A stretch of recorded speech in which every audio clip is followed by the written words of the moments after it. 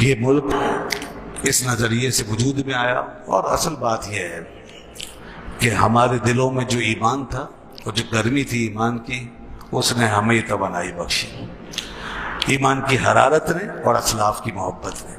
دیکھیے قائد اعظم کی قیادت اپنی جگہ، بے شک محمد علی جناح، قائد اعظم محمد علی جناح بے شک بڑے قابل لائق فائق انسان، ان کی قیادت کا جوہر اپنی جگہ ہے، ان کی کامیابی اپنی جگہ، انہوں نے بے شک موبلائز کیا، اور پیچھے علامہ اقبال نے بھی اپنا کردار ادا کیا، یہ سب کچھ ٹھیک ہے، مگر اس زمین پر ایمان کے بیج پہلے ہی بو دیے گئے تھے، یہاں ایمان کی حرارت پہلے سے موجود تھی، یہ جذبہ پہلے سے موجود تھا، اس ایمان کی حرارت کو انہوں نے موبلائز کر دیا، اس جذبے کو انہوں نے متحرک کر دیا، یہ ان کا کریڈٹ ہے۔ اور پھر اس میں یاد رکھیے، اس میں پھر قائد اعظم کے پیچھے جو قوم کھڑی ہوئی ہے، جو لوگ کھڑے ہوئے ہیں، وہ ہیں علماء اور مشائخ۔ علماء اور مشائخ نے خالص دینی نظریے کو فوکس کیا اور اس کو آگے رکھا۔ ظاہر سی بات ہے علماء اور مشائخ کی پہچان، ان کا نعرہ، ان کی تعلیم ایک ہی ہے، اور وہ ہے دین، وہ اس میں کسی قسم کی آمیزش گوارا ہی نہیں کر سکتے۔ اب یہ ملک جا رہا تھا اس نظریے پہ کھڑا ہونے بننے کے لیے، تو علماء مشائخ اس میں ہراول دستہ بنے، اور ان کے آگے آ جانے سے یہ نظریہ خالص رہا، اس میں ملاوٹ نہیں ہوئی، جیسے کہ اب ملاوٹ ہو گئی۔ کیوں ہو گئی ملاوٹ؟ اب ملاوٹ سیکولرزم کی ملاوٹ، اب قوم پرستی کی ملاوٹ، اب تعصب کی ملاوٹ، اب دنیا داری کی ملاوٹ، معاشی مفادات کی ملاوٹ، یہ آ گئی۔ اب یہ ملاوٹ اس لیے آ گئی کہ اب وہ رہنمائی جو علماء مشائخ سے حاصل کی جانی چاہیے تھی وہ نہیں رہی۔ قائد اعظم محمد علی جناح جس طرح اس طبقے کو لے کے چلے تھے تو ملک بن گیا، بعد میں آنے والوں نے جب یہ رشتہ، یہ تعلق توڑ دیا تو ملک کی آئیڈیالوجی کمزور ہو گئی، نظریہ کمزور ہو گیا، اس کے اندر اخلاص ختم ہو گیا، ملاوٹ داخل ہو گئی۔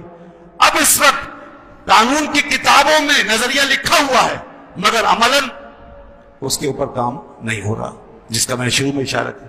لکھا ہوا ضرور ہے دستور میں کہ پاکستان کا مذہب اسلام، اس ملک کا سرکاری مذہب اسلام، قرآن و سنت اس ہمارے منشور، ہمارے قانون کی بنیاد ہے، یہ لکھا ہوا ضرور ہے۔ ہمارا آئین قرآن و سنت کو ریپرزینٹ کرے گا اور کوئی قانون اس کے خلاف نہیں بنے گا، لکھا ہوا ضرور ہے۔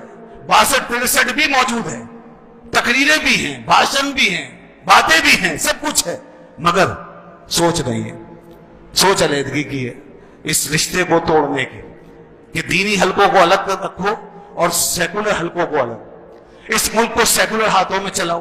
یہی امریکہ کی خواہش ہے، یہی یورپ چاہتا ہے، یہی آج یہود چاہتا ہے کہ ترقی کا راستہ یہی ہے، یہ سکھا دیا گیا ہے، اس مشن پہ کام ہو رہا ہے۔ ہم یہ نہیں سوچتے کہ ہم جس نظریے پہ کھڑے ہیں وہ نظریہ صرف اور صرف آج سے پہلے جب یہ ملک بن رہا تھا اس نظریے کو استحکام علماء دے رہے تھے، اس کو آگے بڑھانے والے علماء تھے، دینی قوتیں تھیں، یہی مسجدیں تھیں، ممبر محراب تھے، اسی ممبر اور محراب سے یہ آوازیں اٹھی تھی، انہی خانقاہوں سے یہ نعرے لگے تھے تو یہ ملک بنا تھا۔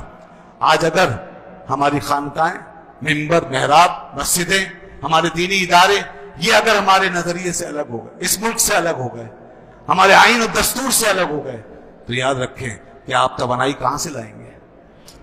آپ قوم کو موبلائز کس بنیاد پہ کریں گے؟ آپ اس قوم کو موٹیویٹ کیسے کریں گے؟ آپ تقویت کہاں سے پہنچائیں گے؟ اس انجن کے اندر فیول کہاں سے لائیں گے؟